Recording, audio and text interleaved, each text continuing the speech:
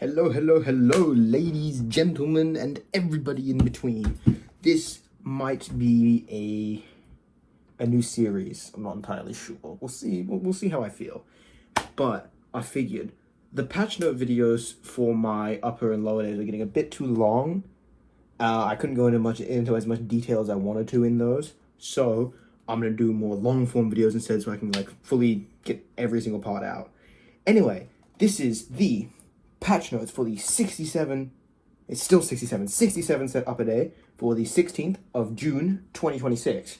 Right, so the funny thing about the 67 set up a day, it presents a very unique challenge, right? Because if I ever want to take something from bilateral to unilateral, thereby adding another set to my total, or if I want to add in a new exercise, then I've kind of brought it upon myself to make sure I still stay at 67 sets because, funny number.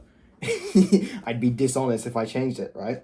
So what I have now is a bit of a, I don't want to say an issue because it's not an issue, it's a challenge really, is when I go in and I'm like, okay, well, this, for instance, my old bilateral shoulder press thing where I had cuffs on my upper arms and I was like, it's like that on a cable machine.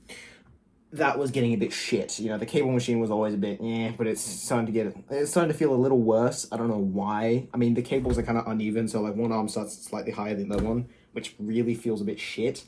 And also I never really, it's always kind of a bit of a gamble with exercises where you cuff on the upper arm, because depending on the angle of the exercise, it'll like slide up your arm. Ideally, what you want is you want it to be like, you want your arm to be, most ranges of motion are about 70, 90 degrees ish for a joint. The problem with when you have an exercise with the cuff is on your upper arm, if you start here, right, like you would in a shoulder press for the front delts, ooh damn, and then you go up 90 degrees, well, what's going to happen up here with the cuff is going to slide all the way down. It doesn't matter how sticky the cuff material is, how rubbery it is, your skin, it's gonna do that, right? It's gonna slip on it's gonna slip on your arm like that. Because that's my finger staying in the same spot on my skin. It's just my skin moving back and forth because the human body does that, unfortunately.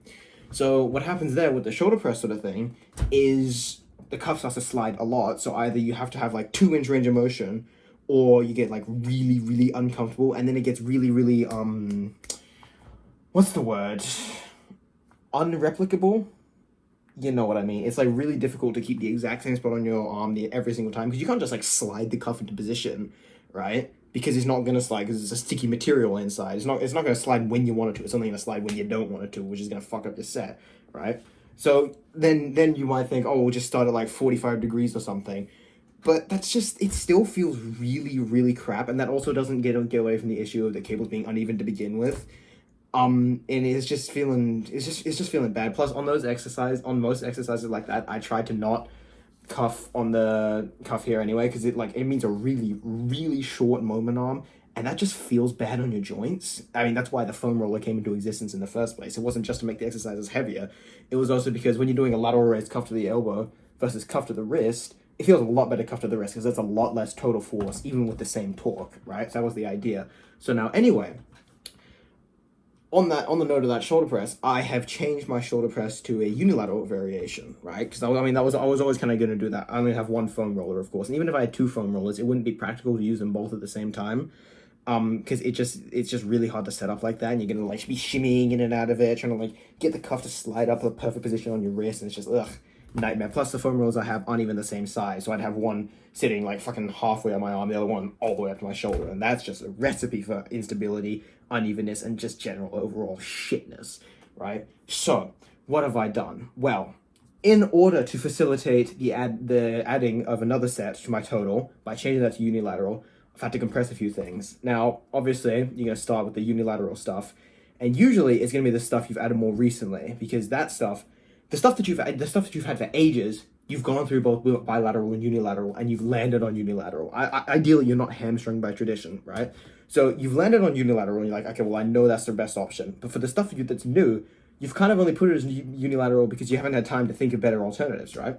So that brings into question the ulnar and radial deviation I do, which is this, this motion. That's ulnar, boy, and radial is up, right? So I was thinking, okay, Well, I haven't actually given those a proper college try on the whole bilateral setup, so what can I do? And I had this brilliant idea to use the hoist machine, right? Now, this hoist machine, it's a bicep curl, right? It's shit for biceps. Nobody, the hoist machines are horrible for their intended purpose. But for misusing the machines, whew, that's where they get good, because they feel really, really smooth. Like the machines themselves, when they move, they feel smooth. It's just the intended joint actions fucking suck. What can you do? So, I decided, okay, well, how do people normally train ulnar and radial deviation? They get like a D handle, attach it to a cable, and then try to like, or, and then just try to do that. So I'm like, okay, well, this hoist bicep curl, it has D handles on it, like inbuilt into the machine. So what if I just use them at the same time? Then I don't have to fuck around with cables as well, because the absolute last thing I want to be doing is screwing around with more cable setups and trying to figure out those. Because that's just gonna the whole idea behind my sessions is I'm trying to make them go as fast as possible, right? Get the most fastest sessions with the most amount of good volume, right? And that means I'm not too tired by the end. And if I'm too tired by the end, it probably means I've spent way too long setting up exercises. So I want to avoid that. So here I am at the hoist bicep curl, and are my testicles twisted? No. Sorry, it felt like they would twist around each other, something I was worrying. Balls in my hands. I just wiped it on my towel. Anyway, so here I am. And, I've got the D handles, and I'm like, okay, well, I'll just, start twisting them. And it's amazingly, it worked really, really well, and it felt really good. And then, I thought, well, why stop there? Because that's, I've done minus one set from ulnar deviation to turn it into bilateral, plus one set from the front delt shoulder abduction to turn it into unilateral. Why stop there? I can do that for radial deviation as well, right? So radial deviation, I do the same thing, except now I've gotten further into my session. I've had a little bit of a think. I'm like, okay, well, what if I use a seat belt to hold my arms in place, right? So I can do an elbow flexion isometric, because your ulnar and radial flexors actually flex your elbow a tiny bit, right? So if you're flexing your elbow a bit, hopefully they're going to be used more, by inducing simultaneous biarticular torque production, or SBTP, in those muscles. It's not exactly an entirely concrete theory, but I think it has I think it has value. Anyway, so I do that, and it works brilliantly. I'm like, oh, okay, I've done this, so now I got to figure out, well, what else is what am I gonna add as another set to keep it at 67 sets? Because I have to, because it's the funny number. Well, I'm only doing two sets of actual elbow extension, right? I've been thinking about this for a while. I tried to do it before, like a couple months ago, and I couldn't hack it with three sets of elbow extension. But it's been a while. I've optimized the shit out of everything else. Why don't I give it another go? So now I need a bilateral elbow extension variation that isn't redundant with an overhead variation like this, and it isn't redundant with a sort of jam press thing. It's not exactly a jam press because it's a shoulder flex and isometric with elbow extension, but the isometric is going to induce antagonistic inhibition in the long head anyway, so it's functionally the same as a jam press, just less setup, less hassle. So anyway, I'm there, and I'm like, okay, well, I've seen people do the tricep extensions on the lat pull down before. Yeah, lat pull down. I hate doing it on the cable, because the cable is always going to be inherently unstable. It's going to wobble about. It's not going to have a fixed path. It's going to be a bit shit. Plus, especially if you try to do it on the lat pull down with only one hook at the top, like all the ones at my gym, then it's sort of like you have to sort of like push out like that, and that feels really, really crap. So I take it to my favorite lat pull down machine that I do all my flaps on: my scapula, my frontal, and my sagittal plane flaps. Butterflies, straps, carabiner, down. And I have the pads, the knee pads, to push my arm back into to keep them there. And people who are going to say, like, oh, when it's a tricep exercise, you need bicep support. Shut up! Shut up! Fucking boom! Fucking Zahando! Erase you out of existence. Drone mentality. Shut up. We don't do that around here. Stupid. You don't need it. All right? It makes no difference. I've tested it before. Just trust me, bro. Just trust me. Anyway, so that was working a treat. And then my front delt shoulder press variation.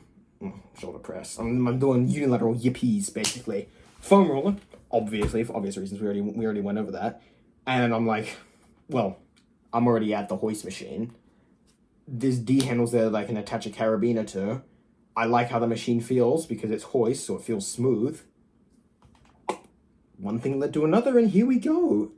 Yeah, so this is my, I've got the foam roller going. I've rotated my body to get like fully in the frontal plane. It's a good resistance profile, descending, which is probably what you want for the front delts.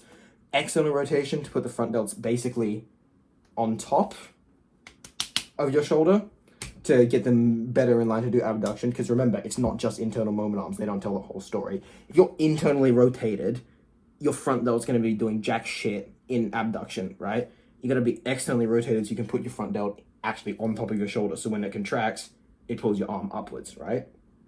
Like that.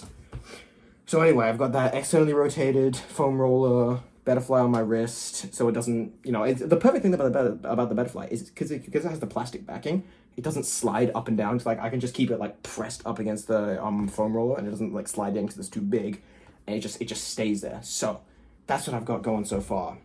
Ulnar deviation, radial deviation, new tricep push down, front delt abduction. And for the pièce de résistance, right? They've got new and improved external rotation variation. I used to do them on the I slapped my arm kind of hard. I used to do them on the MTS bicep curl, which is this machine. I do internal rotation on it. You can just imagine me turning around and doing external rotation. The problem is the range of motion is like this, and for external rotation, it feels really, really shit. I don't want to fuck around with cables, and I hate using dumbbells because they piss me off. And also they're on the other side of the gym, and I'm not walking all the way over there just do some fucking external rotations. And also there's no way to actually like do them because I'm not gonna lay down on that dirty ass floor in the middle of like it's a circus in the dumbbell section of the gym, right?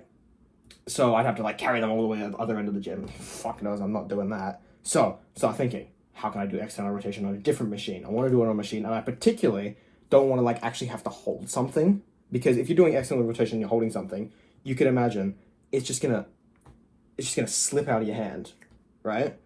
Internal rotation obviously is different because it forms a hook that like the weight will rest on. But if you're doing a dumbbell or like external rotation, it's gonna slide out of your hand like that, and it's gonna suck. So you want something, ideally you want to take your wrist out of it as well, but I mean, it's not that big of a deal because your ulnar deviators, are probably going to be able to like handle a bit more, just did a jerking off motion, probably going to be able to handle a bit more weight in the external rotators. They're definitely not going to give out first, which is fine.